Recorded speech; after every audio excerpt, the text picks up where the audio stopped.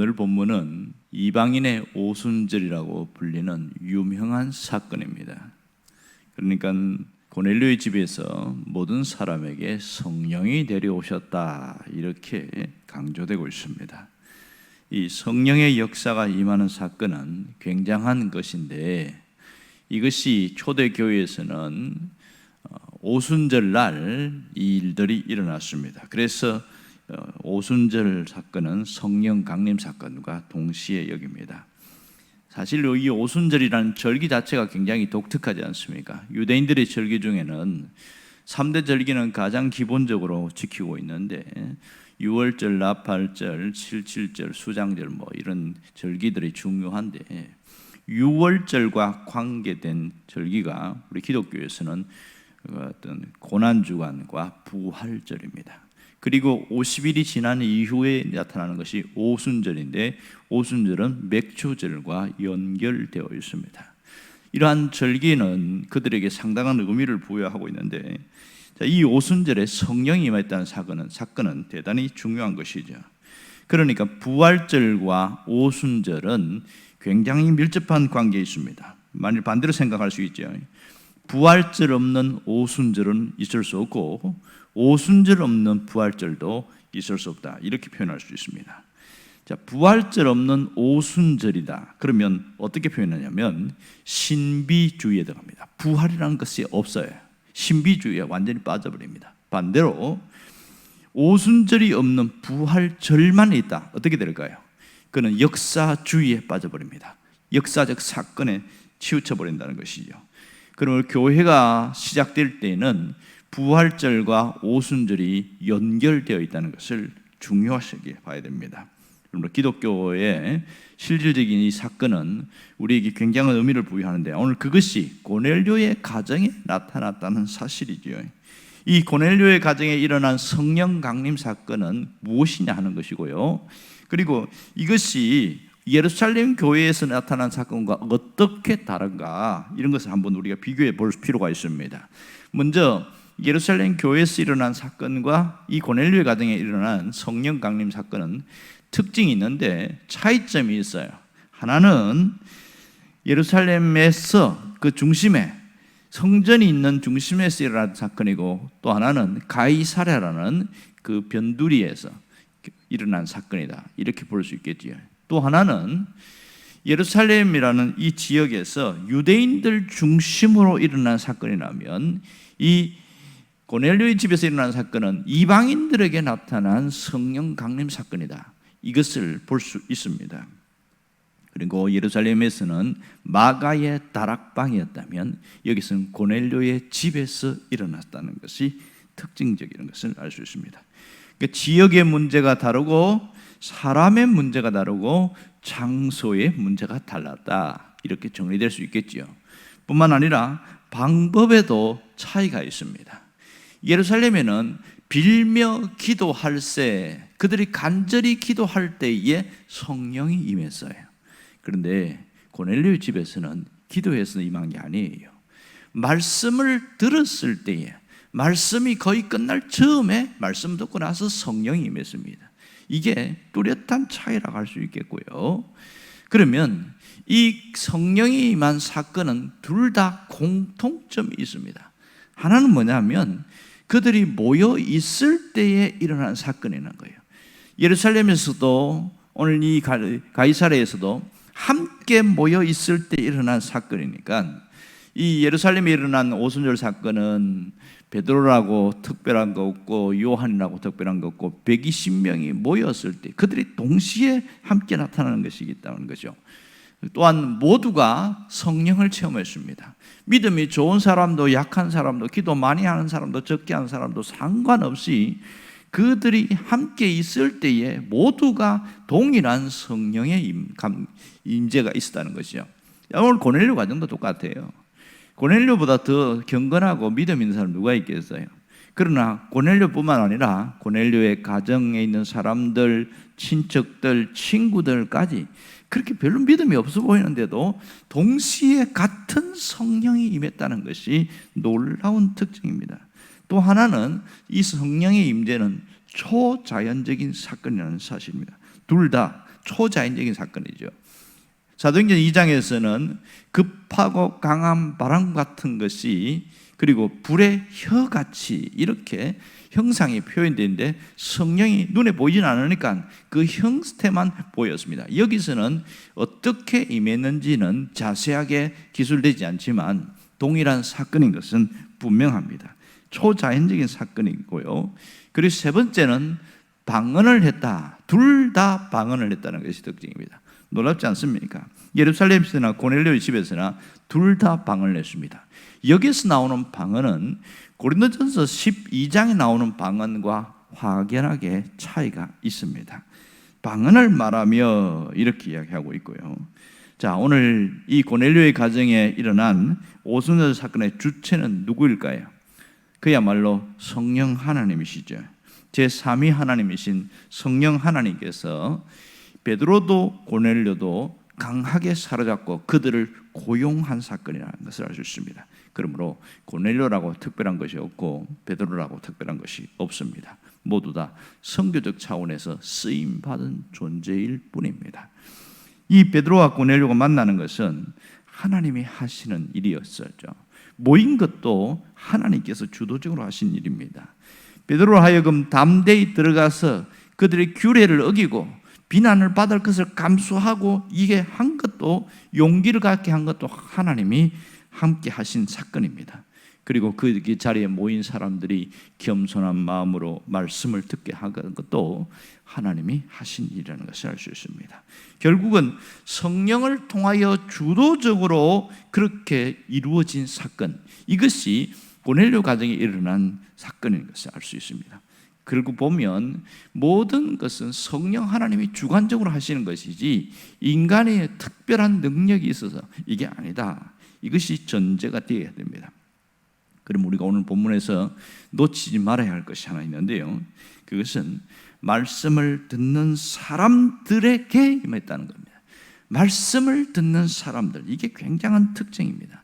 그러므로 그들이 어떤 마음으로 말씀을 들었는가 하는 것을 우리는 이미 잘 알고 있습니다. 우리는 주께서 당신에게 명하신 모든 것을 듣고자 하여 다 하나님 앞에 있나이다. 이 자세가 굉장히 특별합니다. 그럴 때에 말씀이 임했고 말씀을 통하여 나타나는데 특징이 44절에 보면 뭐라고 그러냐면 이 말을 할 때에, 이 점이 대단한 겁니다. 이 말을 할 때에 말씀이 동시에 성령과 함께 임했다는 사건은 아는데 이 말을 할 때에 이 말이 뭐죠? 어떤 말이었습니까? 베드로가 전한 복음이겠지요. 그 복음의 마지막 끝이 뭡니까? 그 마지막 끝은 예수에 대한 대속의 복음의 이야기고 조금 더 구체적으로 이야기하면 그분이 죽으신 십자가 사건을 말하고 있습니다. 그 말이 마쳤을 때에 이 말을 할 때에 성령이 임했다. 이 놀라운 특징입니다. 여기서 말씀을 듣는 것, 말씀의 역사, 말씀을 받아들이는 것, 이것이 함께 어우를 때에 성령의 역사가 동시에 나타난 사건을 우리가 깊이 기억해야 됩니다. 가끔 우리가 그런 걸 보는데 신앙생활 하면서 이 성령의 역사에 대해서 종종 주관적일 때가 너무나 많습니다. 이 신앙생활에서 말씀에 벗어날 때에 성령 강림 사건도 그 각각 개인에게 나타나는데 특징이 있는데요. 다른 것은 집단적이고 객관적인데 성령이 임하는 것은 거의 다 주관적입니다. 어떤 분이 산에 가서 기도를 열심히 했어요. 열심히 해서 성령을 받았다. 소위 그래요. 성령을 받았는데 어떤 분이 12가지 은사를 받았다는 그런 확인된 바는 없지만 그런 얘기하면서 그것까지는 좋아요. 그런데 뭐라고 그러냐면 특별히 직통 계시를 받았다 이런 얘기를 합니다. 그러니까 사람이 더 신령해 보이잖아요. 직통 계시를 받아서 성경을 읽으니까 다 이해가 되더라.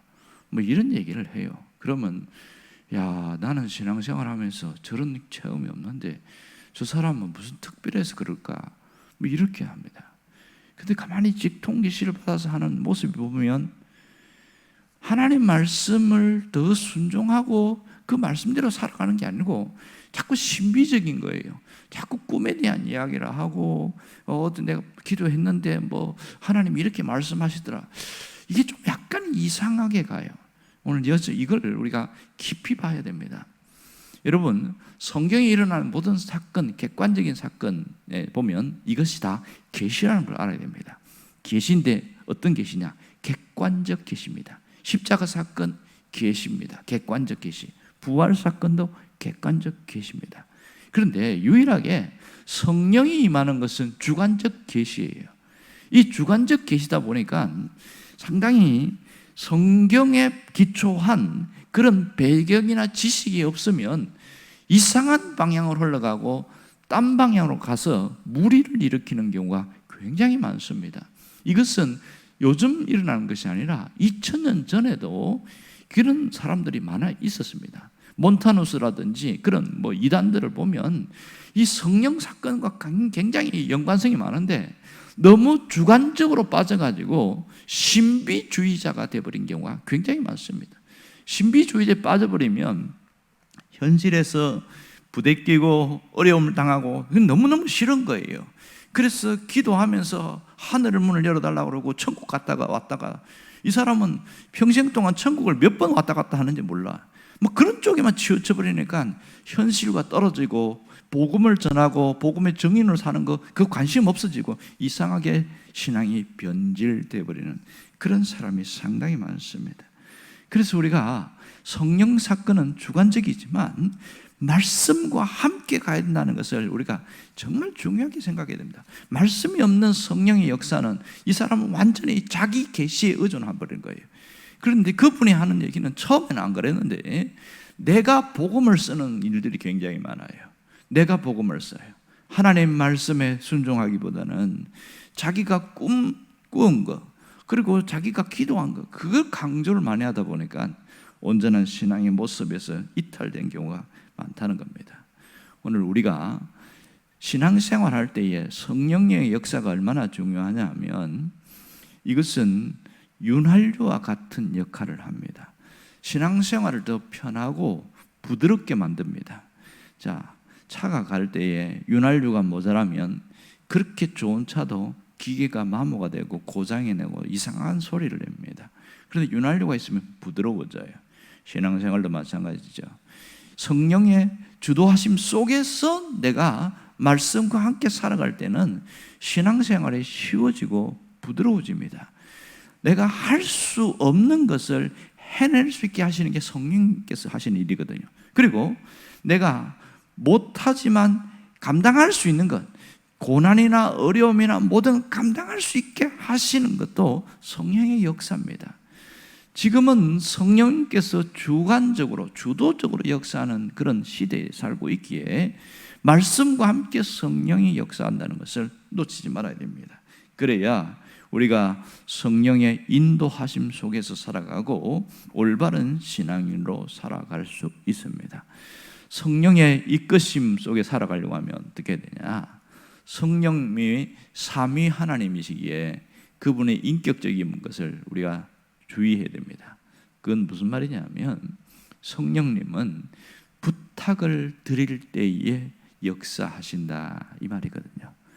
그냥 가만히 있으면 역사하는 게 아니라 성령님께 부탁할 때에 그분이 주도적으로 일하시는 것을 체험할 수 있습니다. 오늘 이 오순절날 이방인의 오순절 사건이 여기만 끝나는 것이 아니라 2000년 후를 신앙생활하는 우리 모두에게도 성령과 함께 신앙생활을 해야 된다는 것을 다시금 우리가 돌이켜보기를 원합니다. 그래서 신앙생활이 억지로 하거나 힘들게 하거나 부담스러워서 감당할 수 없는 그런 것이 아니라 성령 하나님의 이끄심과 인도하심 속에서 오히려 더 잘할 수 있는 그런 능력의 사람으로 살아가는 것이죠. 성령의 사건이 우리에게 왜 중요합니까? 그것은 내가 더 예수를 잘 믿게 하기 위함입니다. 하나님의 영광에 더 높이 드러내게 하기 위함, 이러한 것이 목적이 되겠지요. 그러므로 성령 하나님을 의지하고 부탁하며 그러면 늘 함께 살아갈 수 있기를 주의 이름으로 축원합니다. 기도하겠습니다.